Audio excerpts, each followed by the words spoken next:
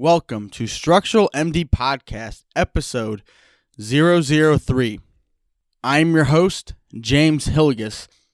These next couple of podcasts are going to be much shorter than the previous one. That timeline of the history of additive manufacturing one is a little long. These next series of podcasts are going to cover the processes, basically explaining who they are, what they do, how they work, what they're good for, what they're not good for, what their limits are, what their limits aren't. That is a confusing thing to say. And in today's episode, we're going to start off with laser melting. Laser melting is a process where a thin layer of metal powder is selectively melted by a laser. The parts are built up layer by layer in a powder bed. The path that this laser follows was defined based on the drawing you created for whatever you're creating, whether it's a mold, a casting, a tool, an actual part, a prototype, etc. As you'll come to learn, there are a lot of synonyms in additive manufacturing, kind of like how additive manufacturing, 3D printing, freeform fabrication, and things like that really all come to mean that we build up a part layer by layer. So when it comes to laser melting, some common terms are selective laser melting, abbreviated SLM, direct metal laser sintering, DMLS, or laser QCing. Also, on that note, you will come to learn that people in additive manufacturing love to abbreviate terms. Often, if you're reading an additive manufacturing research publication, journal article, etc., they will often mention the technology in the beginning, the abstract, the executive summary, then put the abbreviation next to it, and then simply just refer to that abbreviation throughout the rest of the publication. Instead of typing out selective laser melting, they'll just say SLM. So how does this technology work? A laser melting machine will distribute a layer of metal powder onto the build platform. The layer is then melted by a laser or multiple lasers, obviously increasing the speed of the printing process. The build platform will then be lowered and the next layer of metal powder will be coated on top. Kind of envision it like a roller. The process is repeated over and over and over of coating powder and melting where needed. The parts are built up layer by layer within that powder bed. Laser melting does require support structures. It does a couple of things. Not only does it anchor the part and overhanging structures to the build platform, it also enables heat transfer away from where the laser is melting the powder. Obviously, when you're heating up things to very high temperatures to melt metal, it's going to get very hot, and especially because the process kind of repeats itself, if you will, going back over top of what happened before. The temperature can build up really quick, and stresses related to heat, internal stresses, and warping are definitely a concern when using any type of laser melting process, whether it's for plastic or metal.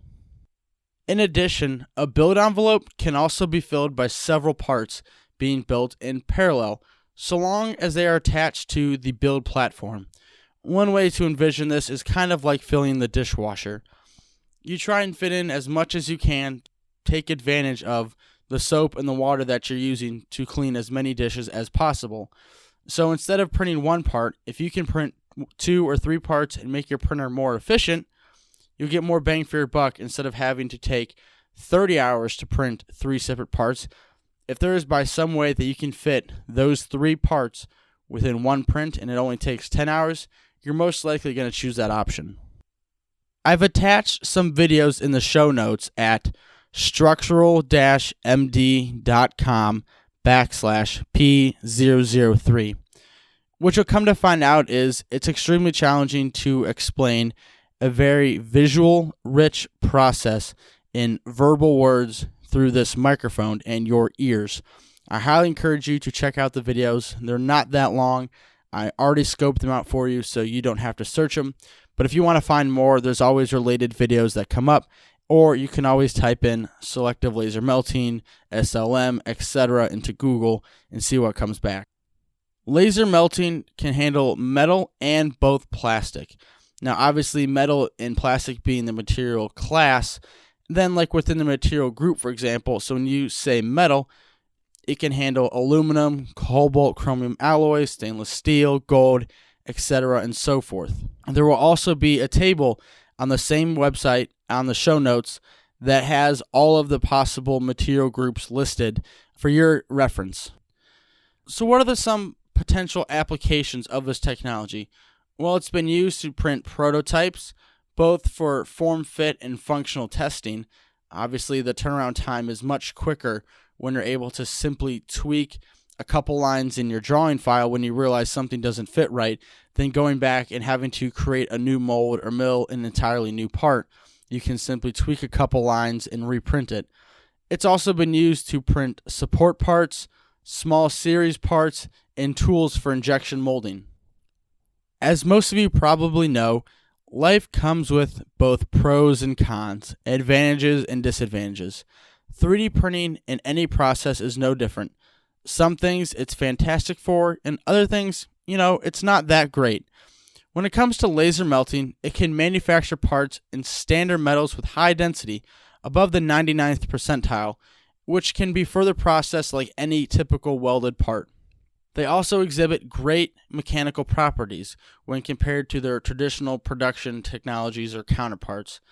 And there's a constantly widening set of standard metals available. The field is ever changing, it's ever evolving, it's really new.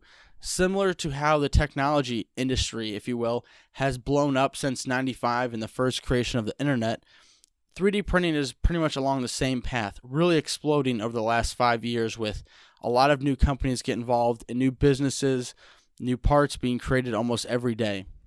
The disadvantage is the technology is rather slow and expensive. It's really expensive to get metal into the powder because I'll probably make a future episode about this, but the powder has to be a really specific shape. All the grain sizes have to be pretty spherical, otherwise you're going to run into problems. And that's an expensive process that goes into just getting the raw material. And as well, the surface finishes are rather limited. They don't come out clean, shiny, and they often involve some post-processing, whether it's sandblasting, abrasion, things of that nature, to get the part finish a little bit better. And when I say the technology's slow, that is compared to the baseline. And what a lot of people use as the baseline is what was done before 3D printing came around. And in this case, it'd be your traditional production technologies, whether it be molding, injection, milling, and things of that nature. The last part of the episode I'd like to cover is what I'm going to call additive slices. These are just some little facts, some tidbits, and they will most likely change by the time you hear this podcast as, like I said, the field's ever evolving, but these are the best and most accurate that I could find to date of me creating this podcast. The maximum build envelope, so that means the biggest part you could possibly create if you were to simply print a cube, would be 600 by 400 by 500 cubic millimeters. The minimum feature size ranges from 0.04 to 0.02 of a millimeter. The accuracy is plus or minus 0.05 to 0.02 of a millimeter. And your minimum layer thickness is 0.03 millimeters. Your typical surface finish is in the range of 4 to 10 microns. And like we mentioned, the density is up to 99.9%. I want to thank you guys for listening to the podcast. If you have any questions about 3D printing, not just this technology, but 3D printing in general, you can always direct them to my email. I'll be sure to respond to you as soon as I can.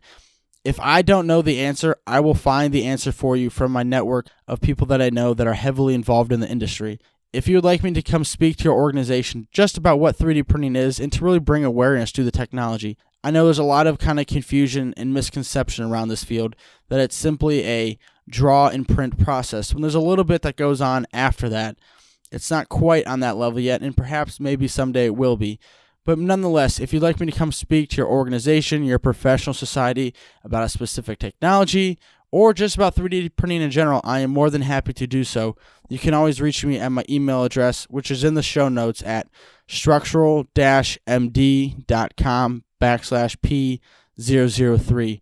I'm more than happy to connect with you on any of the social media platforms, whether that be LinkedIn, Facebook, Twitter, which I don't really use that much, Snapchat, Instagram, anything of that nature. I'm all across the board. I'm not that hard to find. YouTube, they just keep coming to me as I go on. I want to wish you guys the best. I want to wish you nothing but success and health, and look forward to hearing from you on episode 004.